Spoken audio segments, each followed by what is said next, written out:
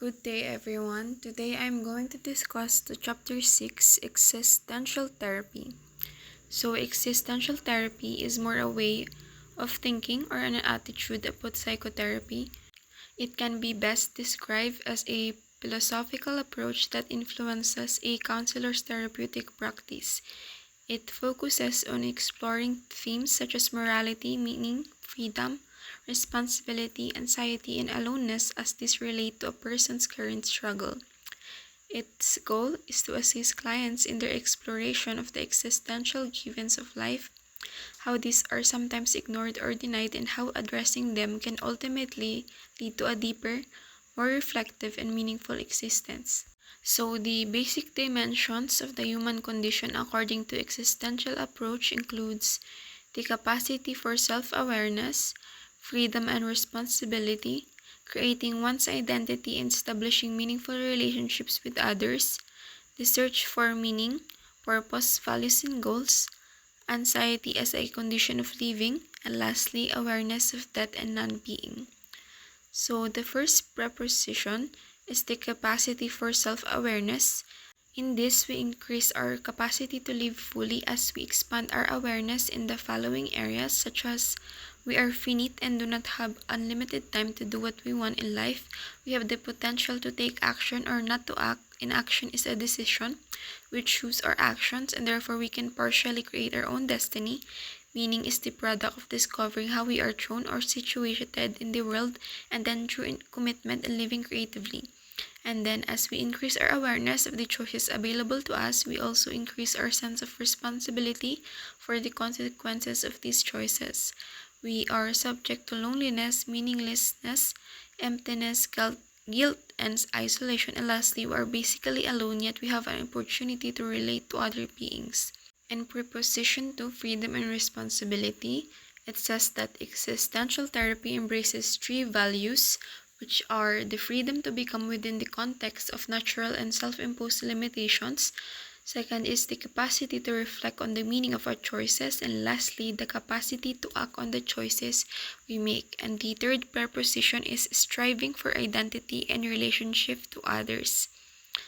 So, the existentialists postulate that the part of human condition is the experience of aloneness. And then the sense of isolation comes when we recognize that we cannot depend on anyone else for our own confirmation. That is, we alone must give a sense of meaning to life. And then preposition 4 is search for meaning. One of the problems in therapy is that clients may discard values without creating other suitable ones to replace them. And then client may report that they feel like a boat without a rudder. They seek new guidelines and values that are appropriate for the newly discovered facets of themselves, and yet for a time they are without them. The therapist's job is to trust in the capacity of clients to eventually create an internally derived value system that provides the foundation for a meaningful life. Preposition 5 is anxiety as a condition of living. We have existential anxiety, which is the unavoidable result of being confronted with the givens of existence, and then normal anxiety, which is the appropriate response to an event being faced, and then neurotic anxiety, which is anxiety about concrete things that is out of proportion to the situation. And then preposition 6 is awareness of death and non-being. The existentialist does not view death negatively but holds that awareness of death as a basic human condition that gives significance to living. It is a distinguishing human characteristics, and then it is the ability to grasp the reality of the future and the inevitability of death. It is necessary to think about death if we are to think significantly about life. So next is therapeutic goals. So the therapeutic goal or the aim of this therapy is to assist clients in moving toward authenticity and learning to recognize when they are deceiving themselves. The existential orientation holds that there is no escape from freedom, as we will always be held responsible. And then next is the therapist's function and role. Existential therapists are primarily concerned with understanding the subjective world of clients to help them come to new understandings and options. Existential therapists are especially concerned about clients avoiding responsibility. They consistently invite clients to accept personal responsibility. And then therapists with an existential orientation usually deal with people who have what could be called a restricted existence.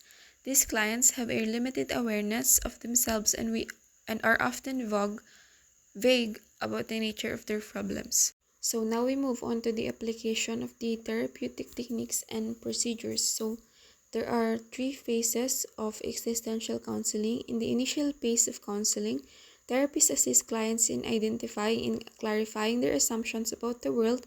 Clients are invited to define and question the ways in which they perceive and make sense of their existence. And then during the middle phase, clients are assisted in more fully examining the source and authority of their present value system. This process of self exploration typically leads to a new insight and some restructuring of values and attitudes. And then in the final phase of existential counseling, it focuses on helping people take what they are learning about themselves and put it into action. And then we have clients appropriate for existential counseling. Existential practice has been applied in a variety of settings with a diverse population of clients, including ethnic and racial minorities, gay and lesbian clients, and psychiatric inpatients. A strength of this perspective is that it focuses on available choices and pathways toward personal growth. And then we have the application to brief therapy. The existential approach can focus clients on significant areas such as assuming personal responsibility, making a commitment to deciding and acting, and expanding their awareness of their current situation. Then we have the application of two-group counseling. An existential group can be described as people making a commitment to a lifelong journey of a self-exploration with these goals. Number one, enabling members to become honest with themselves. Number two, widening their perspectives on themselves and the world around them. And lastly, clarifying what gives meaning to their present and future life. Then we have the existential therapy from a multicultural perspective, and the strengths of this therapy from a diversified perspective is that the therapy does not dictate a particular way of viewing or relating to reality, and because of its broad perspective, this approach is highly relevant in working in a multicultural context. And additionally, existential counseling is probably the most useful approach to helping clients of all cultures finding meaning and harmony in their lives because it focuses on sober issues each of us must inevitably face: love and anxiety, suffering, and death.